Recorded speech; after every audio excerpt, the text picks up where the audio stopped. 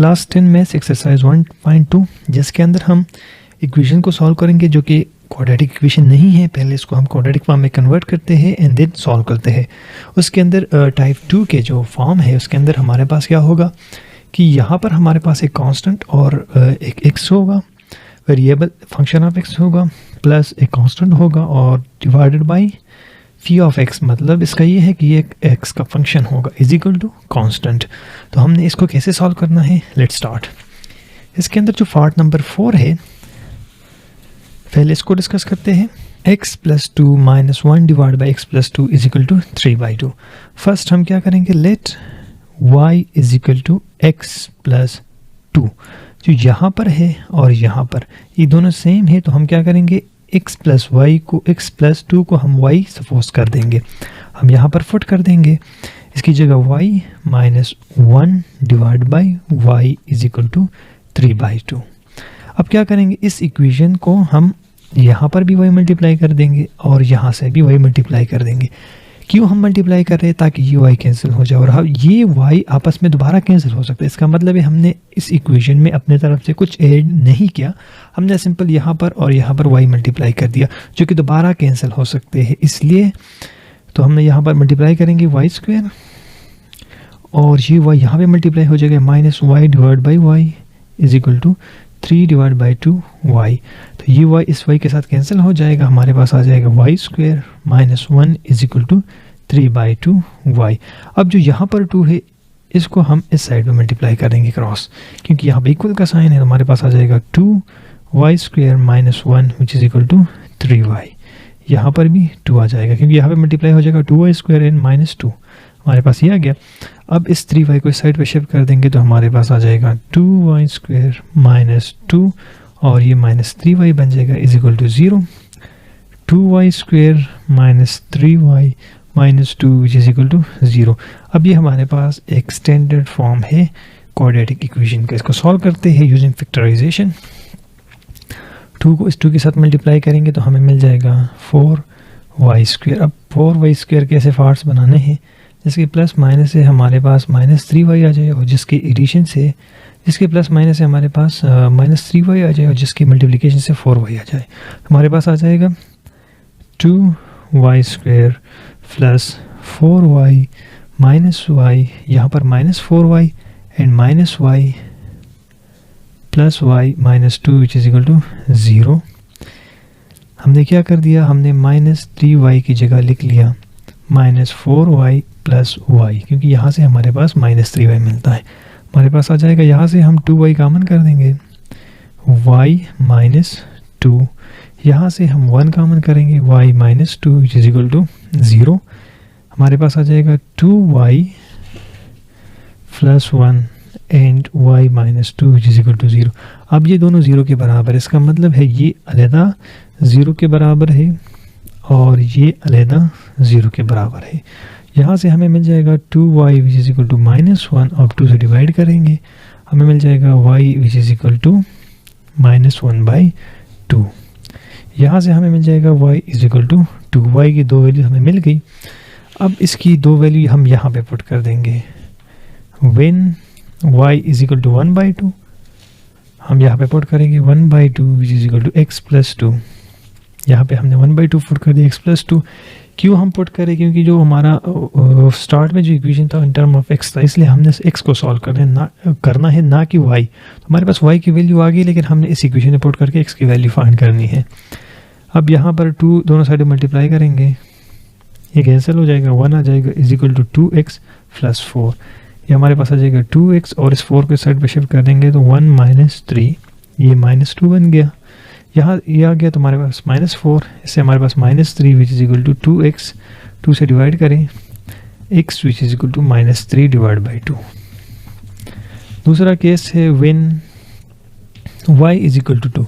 जब हमारे पास y की वैल्यू 2 है, हमारे पास इस इक्वेशन के अंदर x की वैल्यू क्या होगी, so y is equal to x plus 2।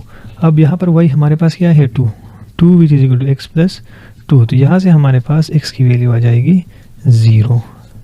तो हमें वैल्यू मिल गई x is equal to minus 3 divide by 2 and x is equal to 0। इस केस के अंदर हमारे पास जो y की वैल्यू है वो हमारे पास है -1/2, तो यहाँ पर हमारे पास -1 आएगा, ये भी -1 हो जाएगा, यहाँ से हमारे पास -5 मिलेगा। तो हमारे पास फाइनल जो आंसर आएगा -5/2 का आंसर आएगा। हमारे पास फाइनल x की वैल्यू हो जाएगी x = -5/2 एंड x = 0। हमारे पास पार्ट नंबर 5 है x - 4/x = 2। यहाँ पर दोनों साइडों पे हम x को मल्टीप्लाई करेंगे, यहाँ पर भी और यहाँ पर भी हम इसके साथ अब मल्टीप्लाई करेंगे इसको, ये x² बन जाएगा, -4x/x = 2x। ये x इस x के साथ कैंसिल हो जाएगा, हमें मिल जाएगा x² - 4 = 2x।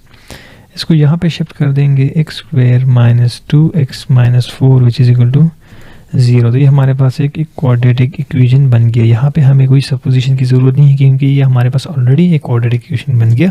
तो इसको आप ख़ुद से सॉल्व करें।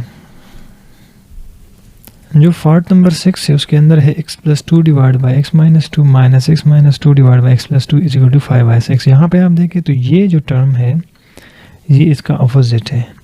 मतलब ये है कि जब हम इसको 1/ इस टर्म को करते हैं तो हमारा ये टर्म मिलता है। तो हम लिख लेंगे लेट x + 2/x - 2 = y। इसकी जगह हम y की वैल्यू पुट कर देंगे, y मिल गया माइनस। अब यहाँ पर देखें तो ये हमारे पास 1/y बनेगा। अगर हम इस नंबर को उल्टा कर देते हैं x - 2 एंड x + 2 तो ये भी उल्टा होगा, which = 1/y। तो हमें मिल जाएगा x - 2 एंड x + 2 = 1/y। तो हमें मिल जाएगा 1/y = 5/6। अब यहाँ पर हम दोनों साइड पे y मल्टीप्लाई करेंगे तो हमारे पास आ जाएगा y² - 1 which = 5/6y। अब यहाँ पर हम 6 मल्टीप्लाई करेंगे इस साइड पे तो ये 6y² - 6 = 5y and 6y² - 5y - 6 = 0।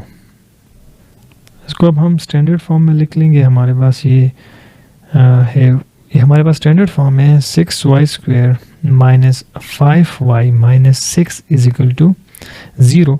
अब हम यूजिंग फैक्टराइजेशन को सॉल्व करेंगे, यहाँ पे मल्टीप्लाई करेंगे तो हमें मिल जाएगा 36y² - 36y² और इसके हमने फिर फेयर बनाने हैं तो हमारे पास आ जाएगा 6y² - 9y + 4y - 6 = 0, क्योंकि -9y + 4y से हमें मिल जाता है -5y।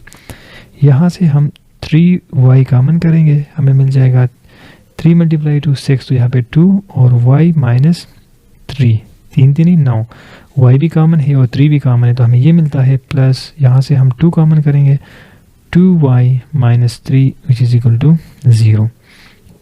अब हमारे पास बन जाएगा 3y + 2 एंड 2y - 3 which = 0। अब ये दोनों 0 के बराबर है, मल्टीप्लिकेशन, इसका मतलब है इंडिविजुअल भी ये 0 के बराबर है।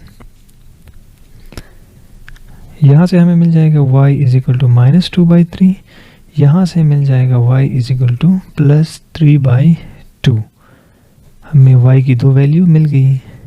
अब हम इन 2 वैल्यू को जो हमने सपोज किया था इसके अंदर पुट करेंगे तो हमें फाइनल x की वैल्यू मिल जाएगी। हमारे पास y की जो इक्वेशन बनता है y = x + 2/x - 2। इसकी जगह अब जब हमारे पास y बराबर है -2/3 के तो यहाँ पे हम पुट करेंगे -2/3 which = x + 2 एंड x - 2। अब यहाँ पे हम क्रॉस मल्टीप्लिकेशन करेंगे, क्यों करेंगे, क्योंकि यहाँ पे = साइन और हमने एक्सपांड करना है तो क्रॉस मल्टीप्लाई करेंगे, ये यहाँ पे मल्टीप्लाई करेंगे और ये यहाँ पर हमारे पास आ जाएगा -2 × x - 2 = 3 × x + 2। हमारे पास आ जाएगा -2x + 4 which = 3x + 6। यहाँ से हमारे पास आ जाएगा, इसको यहाँ पे शिफ्ट कर देंगे, ये -2x ये -3x बन जाएगा = 6 और ये उस साइड पे शिफ्ट करेंगे -4 बनेगा। हमारे पास आ जाएगा -5x which = 1, -5 से डिवाइड करेंगे दोनों साइडों पे कैंसिल हो जाएगा, x = -1/5। x की वैल्यू हमारे पास आ गई -1/5। और दूसरे केस के अंदर when y which is equal to 3 divide by 2 यहाँ पे पुट कर देंगे, 3 divide by 2 which is equal to x plus 2 x minus 2, cross multiply करेंगे, 3 multiply x minus 2 is equal to 2 multiply x plus 2, हमारे पास आ जाएगा 3x minus 6 is equal to 2x plus 4।